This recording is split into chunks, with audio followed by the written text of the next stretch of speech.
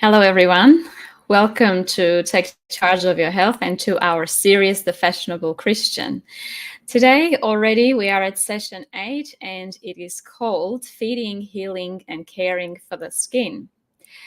I have a handout for today, and you can request it by emailing us at takechargeofyourhealth101@gmail.com. And it is the same presentation I'm going to present today in PDF format.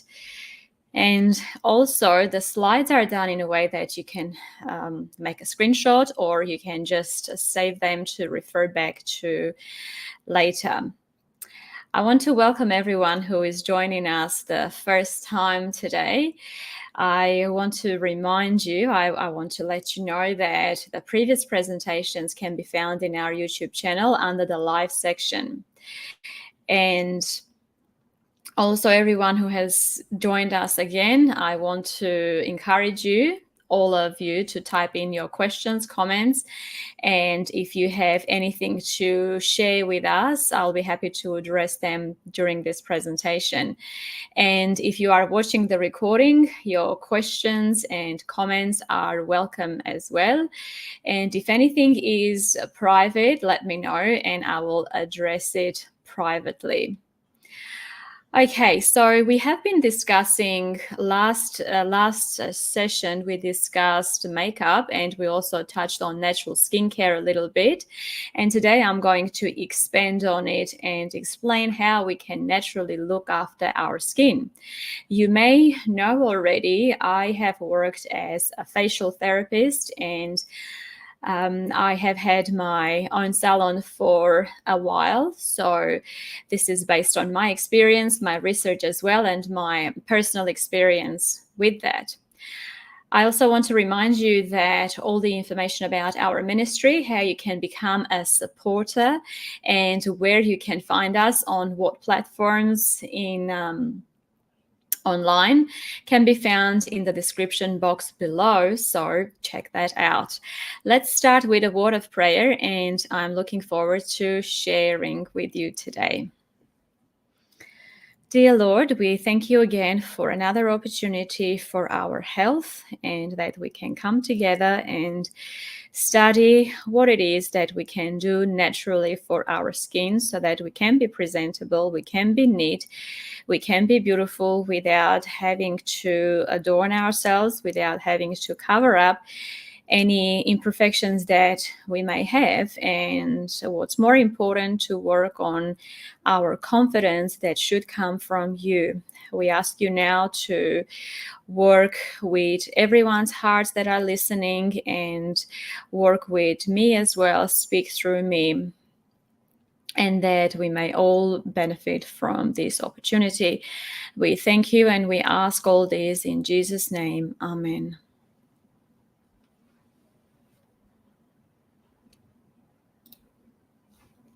Okay.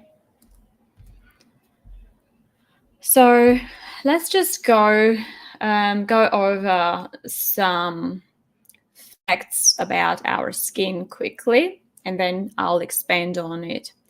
Skin is the largest organ in the body. As we know, it covers our whole body.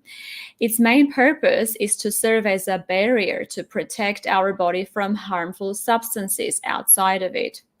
It is part of the excretory system, a passive biological system that is designed to remove waste from the body.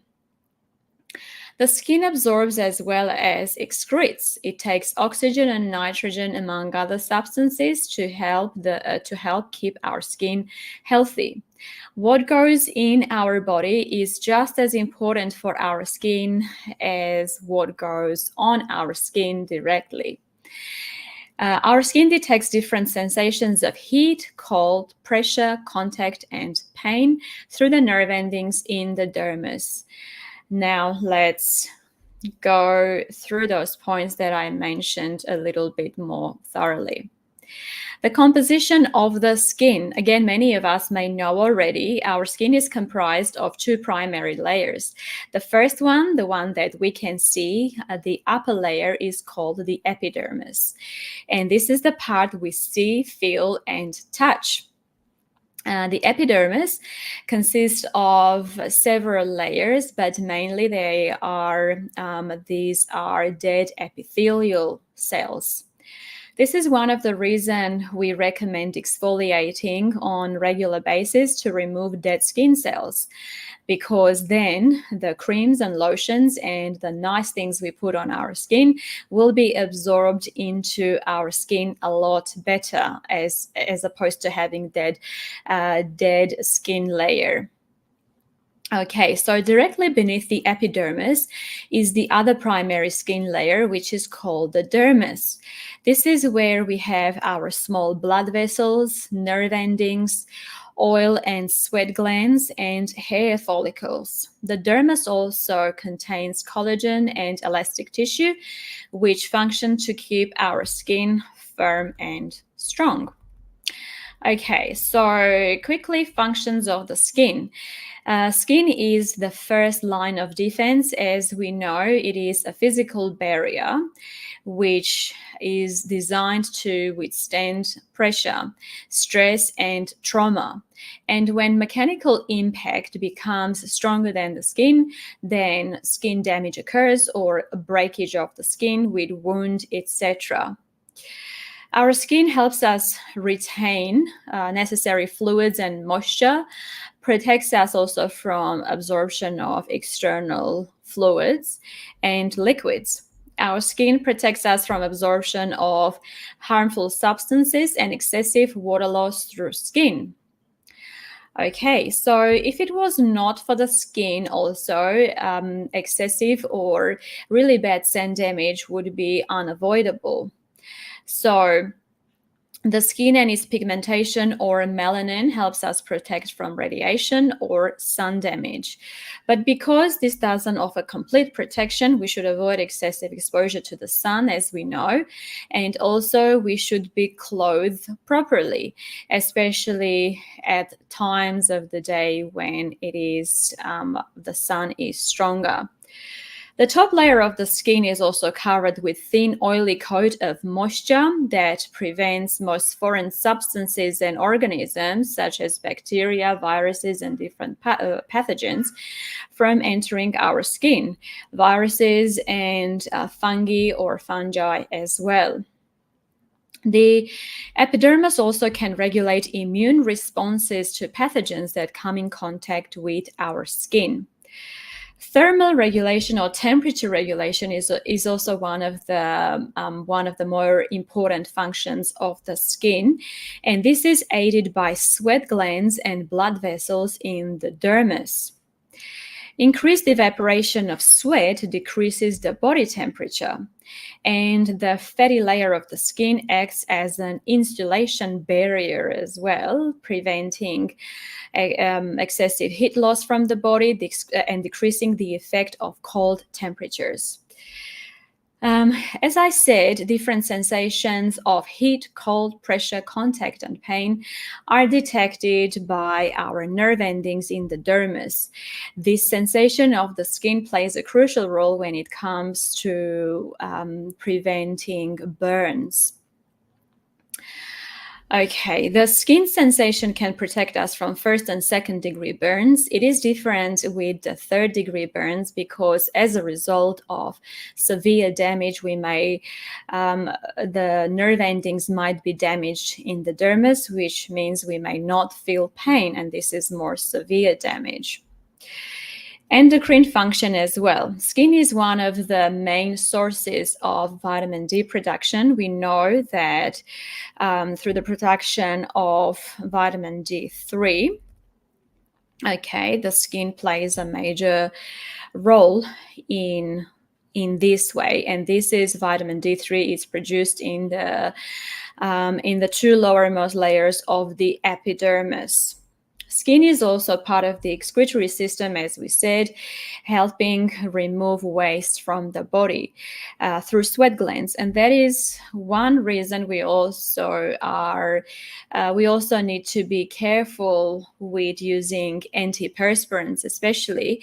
And I don't think we should be using antiperspirants or blocking the sweat glands, because not only we are putting harmful substances on our body and on our sweat glands, but also preventing the detoxification or releasing the toxins through the sweat glands is going to be detrimental to our health. Sebaceous glands in the skin excrete sebum, which is the oil in the skin. It is a fatty substance that serves as a water repellent and helps the skin retain its smooth texture. Sebum also serves as a natural antibacterial and antifungal agent. Sebum can also cause the pores to become clogged, and this can produce acne, blackheads, or whiteheads. Okay, so when the body's temperature becomes too high, sweat glands again in the skin cause perspiration. This is a water-based excretion that helps regulate the body temperature. And when the salt, the salty substance in the sweat also helps the sweat to evaporate, acting as a coolant in the body. This process helps regulate the body's salt levels. So it is pretty amazing how everything comes together to make sure that our skin is healthy. We mentioned skin is a protective organ, right? It excretes as well as absorbs. It is unable to excrete every single harmful substance, and also it prevents every harmful substance to be from being absorbed into the skin. So we need to be careful, but also we need to be grateful for the amazing bodies that we have, that we are given by God. So like I said, this elimination method is also a reason why we shouldn't be clogging our skin and blocking our skin with makeup and putting harmful substances on the skin. A lot of the times what we put onto the skin will get absorbed into the bloodstream a lot faster, bypassing digestion, than what we eat. Okay, so a little disclaimer that the following presentation is based on my professional personal experience, research, and study. It is general advice, and viewers are encouraged to consult their healthcare professionals before implementing any of the suggestions. Okay, now, as a daily routine, I would suggest everyone a good thing would be wash our skin every day to remove debris, any excess oil, or anything we may have put on our skin from the day before. So washing the skin once or twice a day max to avoid removing the natural oils of the skin. Use balancing water-based products for the skin, not drying, not clogging, or too oily, especially for acne-prone skin. You don't want to clog the skin. Tone the skin or wipe with witch hazel extract. I'm going to talk a little bit more about witch hazel extract and why it's one of my favorite things to use for the skin. Apply serum or coconut oil, rosehip oil, sea buckthorn oil, jojoba oil to the damp skin and massage. After I wash my skin, I usually will not dry my skin. I'll just leave it a little bit damp, and I will put some oil on my fingertips and just rub it on my skin in place of a moisturizer. If you still want to apply a moisturizer after that, you can do that, a lighter one in the morning and a more thicker one perhaps at night or before bed.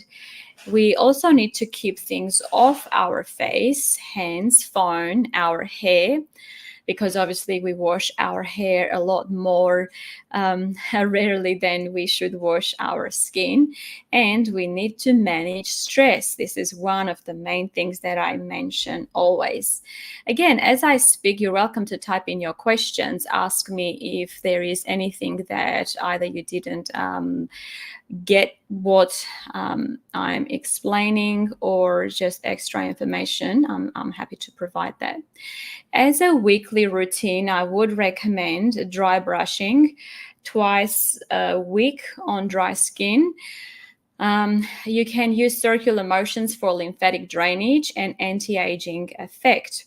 I've got my dry brush here just for example. This is actually a soft brush. This is not like a hard brush. I would even recommend using a hard brush if you want to achieve good results. But you can basically just, if you have two, it will be better. Just use two dry brushes and on dry skin, circular motions, and try to, whatever you're doing, try to be away, try to brush, or if you are massaging, massage away from how naturally skin would sag. Okay, so away from the lines of the face, up the forehead, and again across the forehead as well, just trying to go against the skin's natural sagging, the way the skin naturally will sag. Okay, and form wrinkles. Exfoliating twice a week, fruit enzyme peel, preferably with a professional. There are some fruit enzyme peels that you can use at home as well, so you just need to do your own research. Change pillowcases weekly or turn the pillow over. When it comes to exfoliating, just remember fruit enzyme peel, dry brushing, these are all exfoliation methods. And if you are going to do dry brushing twice a week, don't use any fruit enzyme peels or any microdermabrasion, any other exfoliating, just do that. But if you are going to do exfoliating twice a week, you can do one time dry brushing and another time you can do another exfoliation method. Okay, so also with the pillowcases, if you can't change them every week, sometimes I'll put a towel over the pillow if I know I haven't changed my pillowcase in time. I will do that and I'll put a towel over the pillow and sleep like that. Okay, monthly routine. Monthly microdermabrasion with a professional, preferably. I had people coming to me in my salon. In the beginning, it would be the first month would be once a week, and then it would be monthly sessions as maintenance. But there are personal microdermabrasion machines that you can purchase yourself. Just make sure it is a home microdermabrasion machine as opposed to professional use, because you can do some damage like that. A diamond microdermabrasion machine is recommended. According to my research, I have found that this is safer. Fruit enzyme peel, again, you can do monthly, and this also can be combined with the micro treatment. But again, I would say with a professional. Okay, so now I just want to touch a little bit on the oils and substances I like to use for the skin that are affordable, that are natural, and they are very healthy for the skin. The first one is sea buckthorn oil. This is healing. It can be used in case of burns, wounds, for skin rejuvenation. This can also be mixed with a light moisturizer. You can get suppositories even with sea buckthorn oil when you have fissures. Sea buckthorn oil, and it can also be used to treat burns, like I said. Bear in mind that the oil is quite orange and it will stain your clothes and won't come off easily. So it will also make your skin orange when you put it on at the time of the oil being on, it will make your skin look orange. So it's not something that you can put it on and go outside. I personally put it on and go to sleep with it, with a towel on the pillow to avoid staining the pillow. I remember when my brother had a pretty severe burn and he was maybe 5 or 6 years old, they used to use a lot of this sea buckthorn oil, but that's something that you need to talk to your healthcare provider or healthcare professional, but it is used for burns as well.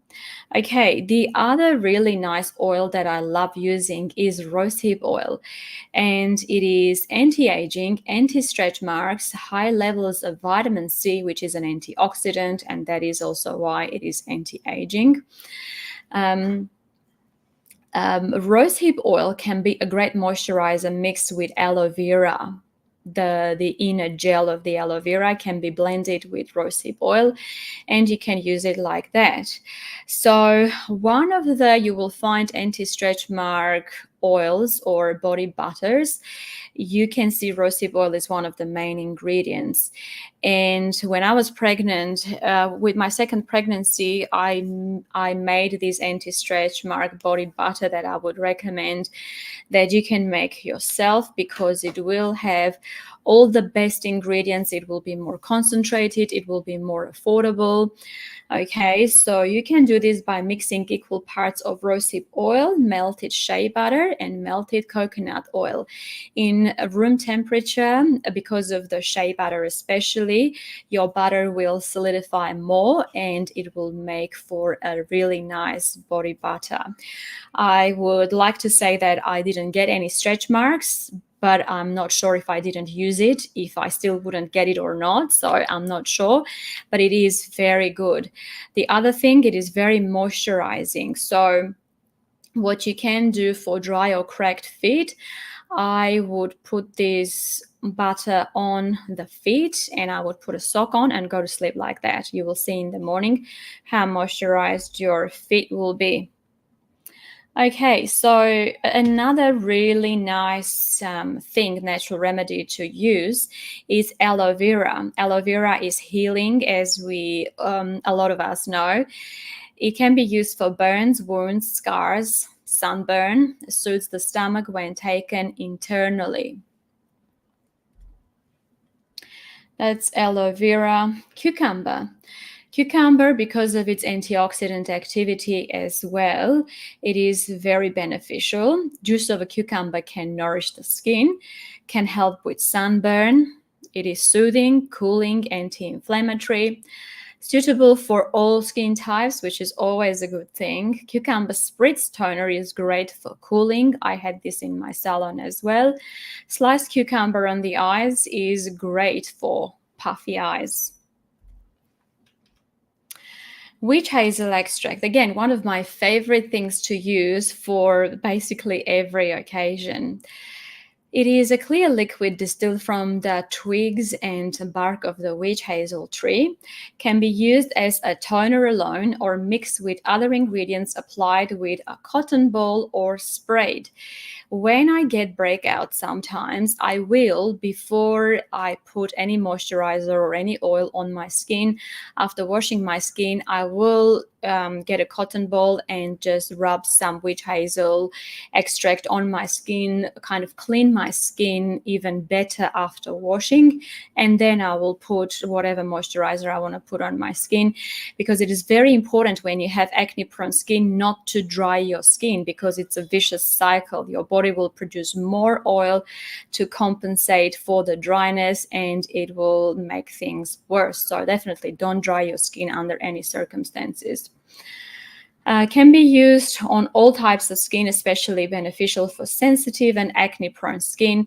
It is also used as for postpartum, for soothing and healing the affected area. Effective diaper rash remedy. I did use a remedy for swollen gum as well. Again, that is something that you need to do your own research, find out exactly why the gum is swollen. But I did use I mixed aloe vera, mashed up aloe vera, witch hazel extract, and charcoal. I put it on a gauze, and then I put that on a swollen gum. And because the swollen gum was a result of trauma, it did work really well. But if the swollen gum is because you have infection in your tooth, please don't think that that's going to get rid of the issue. So it can be very soothing and healing, but depending on the problem. Okay, calendula. Again, one of those really nice things that we can use for basically all skin types. Flowers are edible. You may have found some of the flowers in the salad. Calendula oil is antifungal, anti-inflammatory, antibacterial, can be used on acne-prone skin. Flowers can be infused in olive or sweet almond oil as a skin soothing lotion. You can purchase calendula lotions or creams, and you can also get calendula tea, which I have, and is very soothing. So you can see that the correct one can be used both internally and externally as well. Also, in my salon where I used to work, I had really good results with an eczema client, and she used the calendula cream that I had at the time for sale, and she was really happy with it. She said that it did help her a lot. The other thing that we may not think about when we talk about skin is exercise. Exercise increases the oxygen carrying capacity of the blood. It allows for greater volume of the blood to reach all parts of the body, better blood circulation, and with increased circulation, we have more nutrients being drawn to the surface of the skin. It helps with digestion. It beautifies our figure and complexion, slows the aging process, and keeps us younger. It can also increase our body's abilities to adapt. And as we mentioned before as well, when we exercise, we sweat, and thus it can help with the elimination of toxins. It can purify the skin as well. Another humble natural remedy that we don't talk about enough is water. I did mention in our last presentation that the first thing I did for my skin when I started having acne, not just one or two, but I had quite bad amount of acne when I was 19, and what helped me was the water. I started using water regularly, 2 to 3 liters every day between meals, no snacking in between meals, and that helped me a lot to clear the skin. So water helps achieve clear skin, aids with metabolism, elimination of toxins, especially imagine combined with exercise. Exercise does a similar thing, again, elimination of toxins, how good it would be. Hydrates the body and the skin, about 2.7 liters for females, 3 liters for males, depending on your body weight, activity levels, weather, age. It can be very helpful. And we can also wash our face with cold water to tighten the skin. Now, we have, I'm sure, heard of healthy snacks, but I would like to tell you there is no such a thing as a healthy snack. So snacking disrupts the normal digestion processes, our metabolism and circulation. So snacking needs to be avoided. Probiotic for gut health. A lot of the professionals now and the doctors have come to realize that gut health is very much connected to skin health. So instead of just constantly putting things on the skin, that some of it is absorbed, some of it is not, some of it helps and some of it not, a lot of professionals now tackle the problem from the gut, from the inside. So you can purchase a good plant-based probiotic powder made for skin and for detox. Both of them will work well for the skin. Breakouts can be a result of impaired digestion and circulation, and this can help. Use prebiotics as well, which is the insoluble fiber in our fruits and vegetables, and they feed the good bacteria in your gut.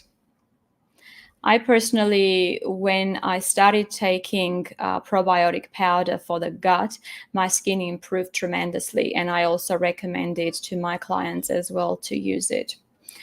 As I mentioned, dry brushing stimulates blood flow to the surface. Reduction of scars can help with that, toning the skin, anti-aging.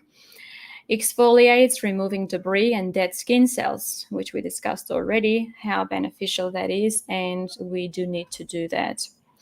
Now, the vitamins that we need to incorporate into our diet to ensure for healthy skin. And first one I want to talk about is vitamin A. Vitamin A is a group of chemical compounds known as retinol.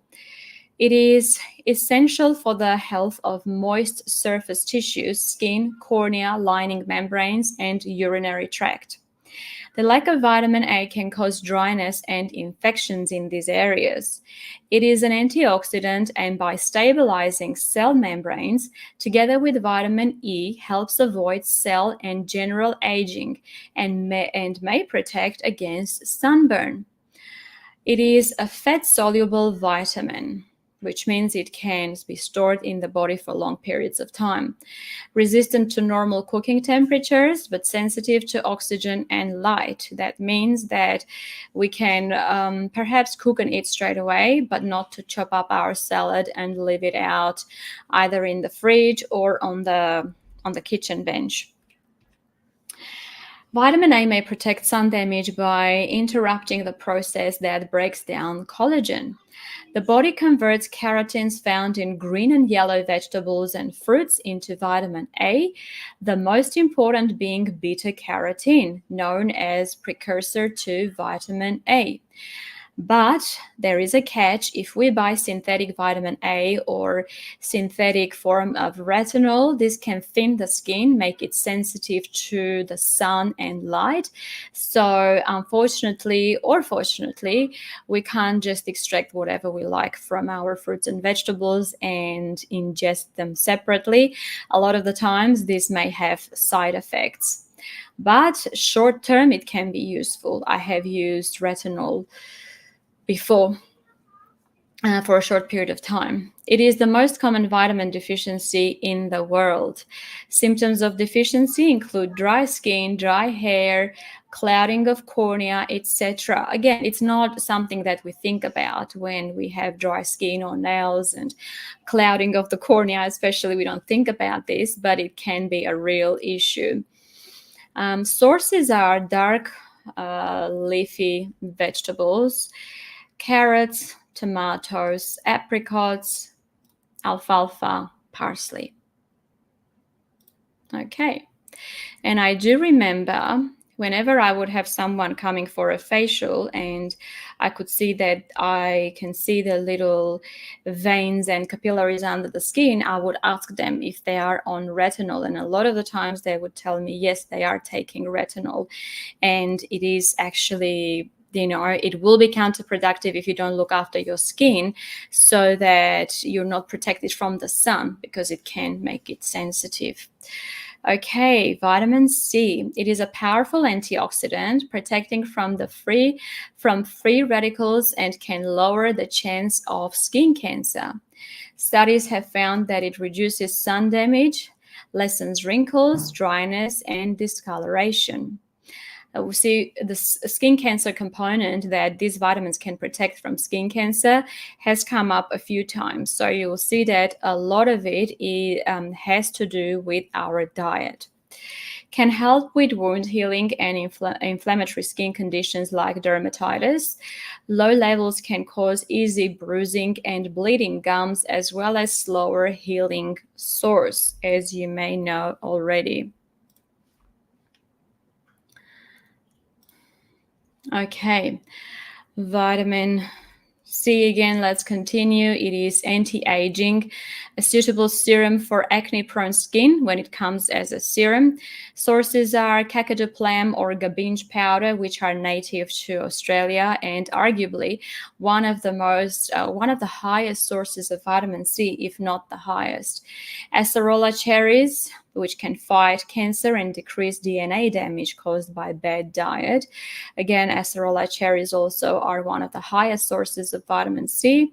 Rose hips, black currants, capsicum and bell pepper, capsicum or bell pepper, cruciferous vegetables, mustard greens, lemons, oranges. Vitamin D and sunshine. Again, we said excessive sun exposure should be avoided, but vitamin D in sunshine is crucial for our skin health. Vitamin D is another fat-soluble vitamin, which means it can be stored in the body for long periods of time. Both vitamin A and D, with these vitamins, there will be seasonal varieties in the amount in certain foods because of the need for UV light. It is stable to heat, light, pH changes, and oxidation, which is very good news. The body manufactures it from sunlight. So a lot of the time, sunlight is better than just taking supplements. Sunlight is also good for its antimicrobial and antibacterial properties. So when the sun is not too strong, sitting under the sun, it is very beneficial when you have any skin conditions, any bacterial or microbial skin conditions. Food sources are sunflower sprouts, sunflower seeds as well, but sprouts, obviously, the nutrient content is increased whenever we sprout something. Fruits and veggies eaten with skin and with the outer leaves like lettuce and cabbage because they come in direct contact with the sun, right? Okay, now let's talk about vitamin E. Vitamin E is another antioxidant and anti-inflammatory. It reacts with and eliminates the harmful effects of free radicals, helping prevent the destruction of cell membranes. It is an anti-aging vitamin, helps prevent oxidation of vitamin A and C, helps prevent fats and fatty acids from going rancid, and this is why it will be used in cosmetics to preserve creams and lotions. Can protect from UV damage. It works with vitamin C to strengthen cell walls. That is one of the reasons we say don't just extract or don't just take vitamins, extracted separate vitamins, because a lot of the times the fruit, the grain that we see that God has created, He has created in perfect combination with all the minerals and vitamins. They work perfectly together, helping each other to keep our bodies and skin healthy. It is resistant to heat, light, and acids, but oxidizes readily. Oxidization happens more often when we grind up our seeds and just leave them out or use for a few days. That is one of the reasons I don't like buying ground flax seeds or walnuts, any of that. I'll just grind them up right there and then and use it in cooking or just eating raw. It is fat soluble, stores in the body, and deficiency is unlikely. Richest sources are nuts and seeds, whole grains, dark leafy vegetables, alfalfa, dandelion, kelp, linseed, sesame, watercress, wheat germ, olive oil. And again, if you can use it straight away, and if you can't use it straight away and you have ground up some seeds, you can definitely leave them in a dark glass bottle in the fridge. Okay. Selenium, another really important thing that we need to talk about. Selenium helps certain antioxidants to protect your skin from UV rays. It can fight infection. Deficiency has been linked with greater chance of skin cancer. Food sources are Brazil nuts. It is the best source of selenium. 6 to 8 nuts contain 544 micrograms. Eat a serving of Brazil nuts a few times a week. So this would be a serving, but I would say 3 to 4 individual ones each day will be sufficient. That is what I do, 3 to 4 Brazil nuts a day. Sunflower seeds, baked beans, mushrooms, oatmeal, spinach, lentils, cashews, bananas. Okay, zinc. Another mineral that is very important for the skin, as a lot of us would know. And the outer layer of the skin has 5 times of this mineral than the layer underneath. It helps your skin heal after an injury, acts as an antioxidant, has anti-inflammatory properties, can protect skin from UV damage again. So just imagine if you're having pumpkin seeds, you're having magnesium, which is great, you're having zinc, you're having all the minerals and vitamins that come together to work really well, as opposed to just taking this supplement and that supplement. Okay, so topical zinc oxide is used in treating atopic dermatitis. Zinc oxide paste is used to treat diaper rash, as we know, or nappy rash. Deficiency may look like eczema and won't get better with creams and lotions. Research indicates it can help your skin and eczema. Sources are pumpkin seeds, which is my favorite source, and it is the best source. Pumpkin seeds, chickpeas, mushrooms, yogurt, spinach, garlic. Okay, like I said, my favorite source is pumpkin seeds. Silica. So I used diatomaceous earth. So diatomaceous earth, food grade.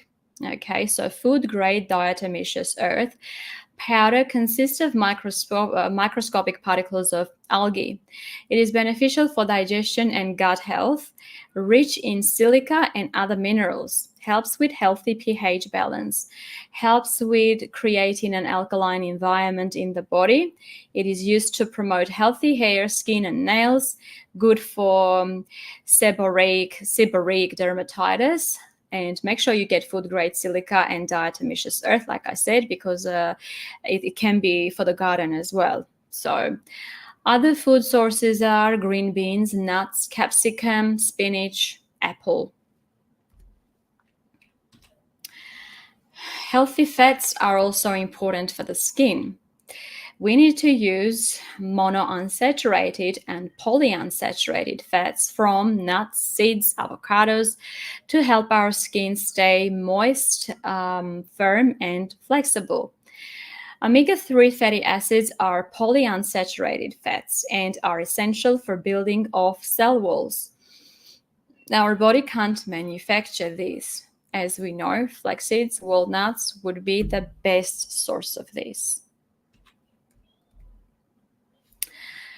Protein is also very important, and the body turns proteins into building blocks called amino acids and uses them to make other proteins like collagen and keratin, so hair, skin, nails. Amino acids also help slough off old skin. Some amino acids are antioxidants that protect your skin cells from UV rays and free radicals. Vitamin-rich foods your skin needs. Some of the foods, we talked about vitamins, but some of the foods we can incorporate into our diet are tomatoes, because these are anti-cancer, rich in vitamin A, E, C, K, and folate. Flax seeds, walnuts, Brazil nuts for omega-3, selenium, dark leafy greens for vitamin A, C, and E, legumes for protein and zinc, avocados, nuts, and seeds for healthy fats, vitamin C and E, extra virgin olive oil for vitamin E. You can see that a lot of the times you don't have to remember all the vitamins, you don't have to remember what's good for what, but overall, if we use a variety of fruits, vegetables, nuts, and seeds in the correct combinations to avoid fermentation, this will be very beneficial for our health, and we don't need to remember every single detail about them. Just use the good stuff in moderation. What ages our skin and body?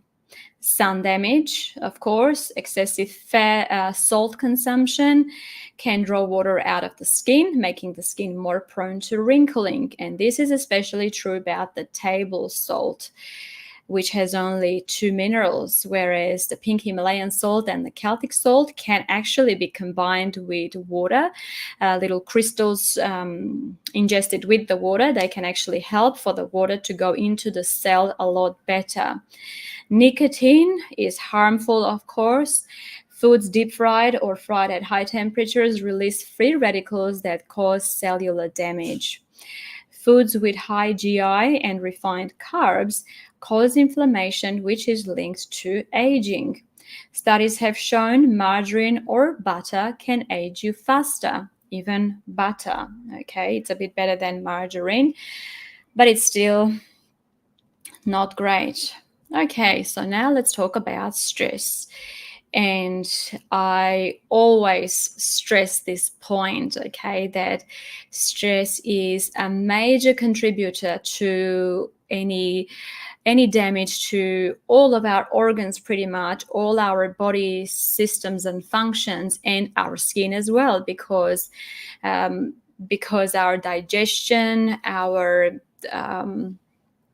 metabolism, everything is affected by stress. Okay, so the increased jump in cortisol can jumble up the messages your nerves decide to send, causing anything from an outbreak of hives to fine lines.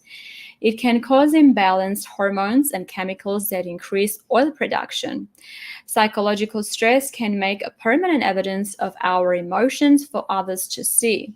After repeated facial movements, we can have fine lines, eye creases, and an 11 between our brows. In cases of abnormally high cortisol levels, the skin might become thinner. Cortisol results in the breakdown of dermal proteins, which can cause the skin to appear almost paper thin, as well as bruising and tearing easily. In the face of severe stress, your epidermis can quickly become weakened, increasing your risk for infections and environmental pathogens. This also slows down your skin's natural ability to heal wounds, scars, and acne. As we know, stress affects our immunity as well. And if our immunity is busy with that, pretty much to taking care of the stress, then our wound healing, our recovery will be slower. And a lot of the times we know that when we are stressed, we can get sick a lot faster and recover slower. To repair our skin barrier, we can use products with glycerin and hyaluronic acid. Okay. So let's talk about alcohol. I did mention quickly again in our last presentation, but basically it takes time for the small amount of sugar and protein in our drink to get absorbed into the bloodstream. But alcohol itself doesn't need any digestion, really. It's absorbed into the bloodstream fairly quickly. And within minutes, every cell in the body is affected and some are damaged. White and red blood cells have to sacrifice themselves to get rid of the damaged cells, thus decreasing the number of defender cells temporarily. The red blood cells clump together, forming plugs, which cut off circulation to a small group of cells in various parts of the body, especially to the brain, totally destroying some of them. And the question sometimes is, can they be restored? The clumping effect on red cells can be seen even after 12 hours of having a couple of drinks. Every time we consume alcohol, a certain number of brain cells are destroyed, and these brain cells unfortunately cannot be recovered or replaced. Alcohol consumption is thought to be a reason for malnutrition and vitamin deficiencies. It is a very sad reality among other disasters that alcohol causes. Now, eczema, dermatitis, and psoriasis. dairy can irritate these conditions, and cutting down on your dairy intake can help. Now, amazing thing, when my daughter was 7 or 8 months old and we would go away, and sometimes we had to give her one of those pouches that had mashed fruit and coconut yogurt, or just mashed fruit in them. No, I think she was older. I think she was like 9 or 10 months, because we started giving her extra things when she was 9 months old. And whenever we would get confused, or someone else would buy the pouches for her and they would have dairy in them or dairy yogurt in them, she would have a rash on her thighs, and I could almost always trace it back to the dairy. And once we cut off all dairy, made sure, and we warned everyone else that don't buy anything that has dairy in it, we didn't have any of those issues. So, a medically reviewed article written by Suzanne Markey, or Suzanne Mark, states that after many years of suffering from severe eczema, the diet that helped her is small amount of meat, which I would say no amount of meat would be better.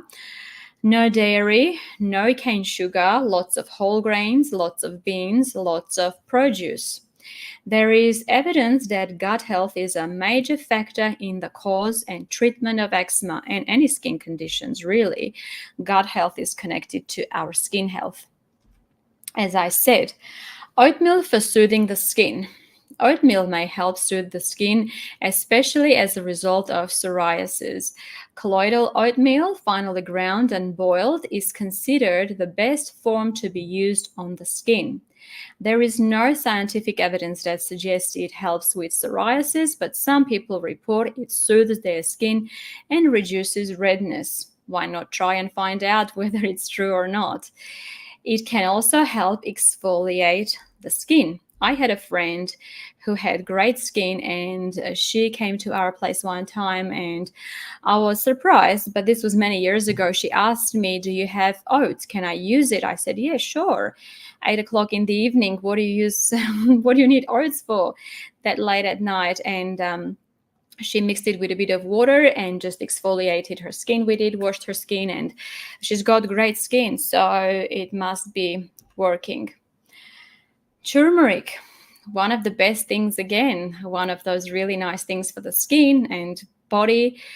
A study in the Iranian Journal of Pharmaceutical Research examined turmeric and its effects on mild to moderate psoriasis, and concluded that turmeric improves skin lesions with minimal side effects. You can mix it with your masks, mix with bentonite clay for a soothing mask for acne-prone skin. I have tried this as well. I used to use turmeric, lemon, honey, and a bit of bentonite clay for soothing effect. I used to mix all of those ingredients together. Again, I will say turmeric, lemon juice, honey, and bentonite clay. There are no exact measurements. You can just mix until you have that nice creamy texture. Put it on the skin, leave it on for half an hour, and then wash it off. Bearing in mind, turmeric will stain your skin for 1 or 2 days, but it's not a problem. It is really good and anti-aging as well. And actually Indian women put turmeric mask on their skin, I believe 1 or 2 days before their wedding. It's like a beauty procedure. Dairy can increase inflammatory skin conditions and acne. And I would say if you don't have them, you may get them. Acne has many causes, and every person's skin will be different. The main reason for acne is when excess oil, dead skin cells, bacteria, and hair block the pores. Most evidence-based studies agree that dairy can irritate or cause acne for some people. Why is that? A cow's milk is designed for not humans, of course. Cow's milk is for baby cows who are supposed to grow in a very short time from a little calf to a big animal. It is focused on their physical growth, not the mental growth. That's why when we are especially past the growing years, our body is not supposed to expand.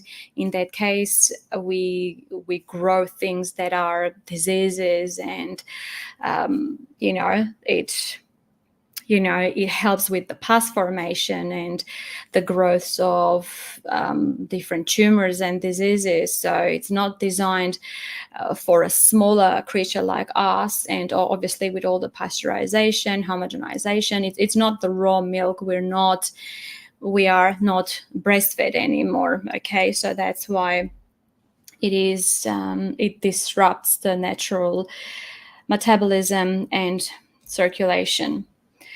So cows are treated with artificial hormones to increase milk supply, which is the reason our hormones may be out of balance. But even if we have organic cow's milk, the thing is that the growth hormones naturally present in dairy can aggravate acne. Remember, the milk comes from a female animal, and they have their own hormones. They've got their own growth hormones that are there, like I said, for the calf to grow big, so they can aggravate acne. Combined with refined foods and processed sugars, dairy disrupts insulin levels and makes skin more prone to acne. Acne is just one of those things that we are discussing today, but it's got a lot more detrimental effects. Some studies suggest skim milk might trigger acne the most, so that's interesting. Too much oil and fat can also be linked to acne. We know also that dairy is very high in fat and protein. So if you are going to use any type of milk from animals, goat milk will be the best source, because goats are similar in their size to humans, but cows are not. So that is it for the presentation today. Again, if anyone has any questions for me, you are welcome to type them in YouTube in the live chat section. If not, I'm happy to receive them after the presentation. I do recommend watching it again, like I said, and please don't hesitate to ask for the handout. I'll be happy to send them to you if you email us at takechargeofyourhealth101@gmail.com. So I am happy, I am blessed to be able to discuss these topics with you every Sunday. Next time, we will pick up and continue talking about dress. We have a few more episodes to go before we finish our series. So I want to thank you all for your prayers, for your encouraging messages and emails. They do help us to keep us going. Thank you so much for your support and prayers. We do need them a lot. As I always say, we don't have much time. We have very little time to do a lot before we don't have the freedom anymore. Okay, so I will quickly address this one comment or question. My vitamin D is very low. Okay, so Veronica, Sister Veronica, if you want to email me, I would like to know there are different reasons why vitamin D can be low. There are different ways that you can replenish it. It does act with calcium as well. Like I said, there are different reasons. There could be some sickness that you may have. For example, vitamin D can be low and it can be difficult to restore if you have thyroid issues. So I would like to know what is causing the vitamin D to be low. And then I personally, for a couple of years, my vitamin D was low, and because I didn't have any other accompanying or underlying issues, health issues, yeah, I can post the email again, no problem, but it is in the description box as well. We have all the information in the description box as well, so just have a look at that. But for 2 years, like I said, because I didn't have any underlying issues, I did take vitamin D3 and just try to make sure that because they come in gel caps, make sure that the gel is vegan. When it comes to omega-3 and vitamin D, I always look for vegan sources because the gel can be from gelatin, which comes from animal, pig or cow. So make sure they are vegan. And I took only 1,000 IU, international units, every day. And I also made sure that I go out in the sun when the sun was nice and warm, but not too strong to get sun damage. And my vitamin D levels have gone up, and that was mainly because I didn't get out enough. But the last couple of years, that has been sorted as well. So yeah, just go through the presentation again, and if you have any questions, I'm happy to answer them. So I want to thank you all again. Wish you all to have a beautiful week and a productive week and a blessed week. And I will see you next week again, 10 a.m. Australian Eastern Standard Time or Brisbane time. God bless you, and I'll see you next time. Bye for now.